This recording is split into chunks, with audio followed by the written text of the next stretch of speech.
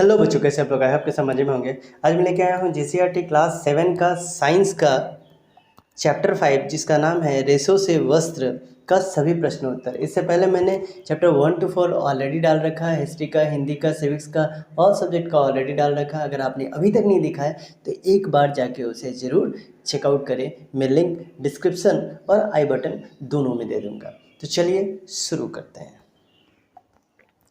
तो सबसे पहला जो है आपका अभ्यास का ये एमसीक्यू बेस्ड क्वेश्चन है। 1 नंबर में दिया गया है, सही विकल्प का चयन कीजिए।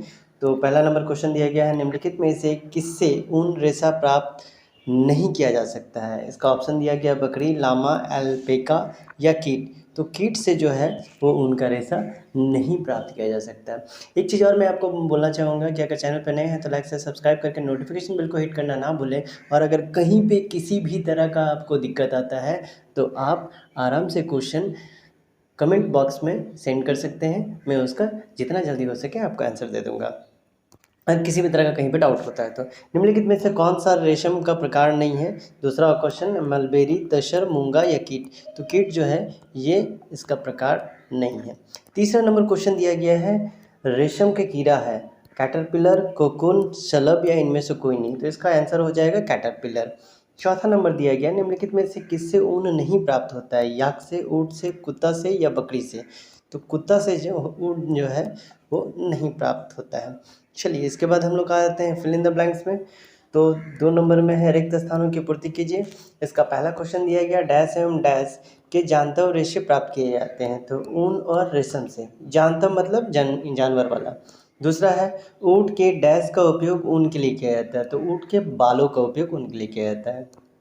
तीसरा क्वेश्चन, ऊन के लिए भेड़ों के बालों का कटाई सामान्यतः डैश मौसम में किया जाता है। तो एक गर्मी का मौसम में किया जाता है। चौथा, सामान्य रेशम कीट डैश है तो इसको हम लोग कोकून के नाम से जानते हैं। पांचवा, रेशम कीट डैश के पत्तियों पर पलते हैं। तो ये शहतूत के पत्तियों पर पलते हैं। छठा नंबर क्वेश्चन, रेशम कीट डैश के बने होते हैं। तो ये प्रोटीन के बने होते हैं। ठीक है, इसके बाद हम लोग आ जाते हैं मैचिंग में। मैचिंग में दिया गया स्तंभ अ का ब के साथ मिलान करना है। अभिमार्जन बोला है तो अभिमार्जन क्या हो जाएगा, काटी गई ऊन की सफाई। उसके बाद है शहतूत की पत्तियाँ। शहतूत की पत्तियाँ क्या हो जाएगा, रेशम कीट का भोजन। तीसरा है याक। याक का क्या हो जाएगा, ऊन देने वाला जंतु। चौथा है कुकुन। कुकुन का क्या हो जाएगा, रेशम फाइबर उत्पन्न करने वाला या रेशम फाइबर उत्पन्न करता है। ठीक है, चलिए इसके बाद हम लोग आ जाते हैं क्वेश्चन आंसर में। क्वेश्चन आंसर में 4 नंबर में दिया गया है, किन्हीं 2 जंतुओं के नाम लिखे जिनसे ऊन के रेशे प्राप्त किए जा सकते हैं। तो आप इसमें आराम से भेड़ और बकरी लिख सकते हैं। दूसरा क्वेश्चन है, रेशम कीट पालन से आप क्या समझते हैं। तो उत्तर हो जाएगा, कच्चा रेशम बनाने के लिए रेशम के कीटों का पालन सेरीकल्चर या रेशम कीट पालन कहलाता है। ठीक है, इसके बाद हम लोग आते हैं छठा नंबर क्वेश्चन। इसमें दिया गया है, भेड़ के कौन से भाग से तंतु, कौन भाग के तंतु ऊन बनाने के काम में आते हैं। तो इसका उत्तर हो जाएगा इनके मुलायम बाल। सातवां नंबर क्वेश्चन दिया गया है, ऊन तंतु से ऊन किस प्रकार प्राप्त किए जाते हैं। तो इसका उत्तर हो जाएगा, ऊन तंतु के बालों की कटाई, धुलाई, कताई, रंगाई एवं बुनाई की प्रक्रिया से गुजरने के बाद ऊन प्राप्त किया जाता है। चलिए 8वां नंबर क्वेश्चन देखते हैं।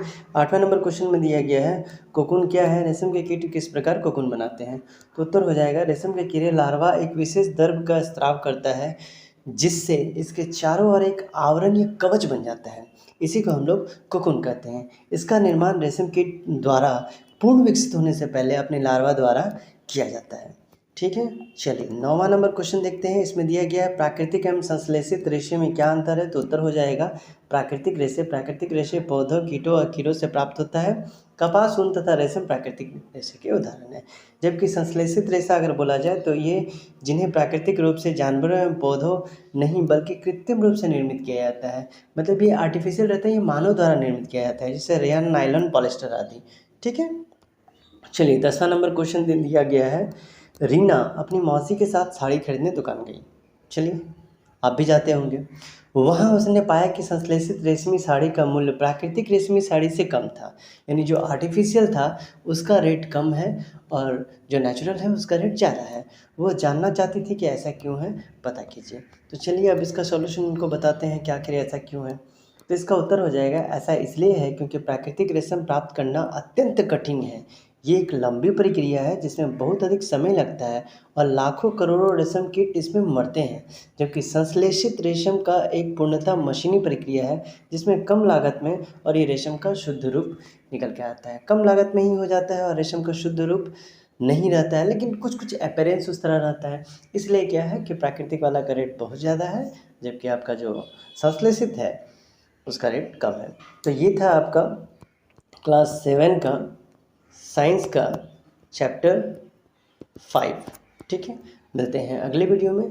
तब तक के लिए अपना सपोर्ट दिखाने के लिए चैनल को लाइक, शेयर, सब्सक्राइब करके नोटिफिकेशन बेल को हिट करना ना भूलें और ज़्यादा से ज़्यादा अपने फ्रेंड को भी इसको शेयर किया करें।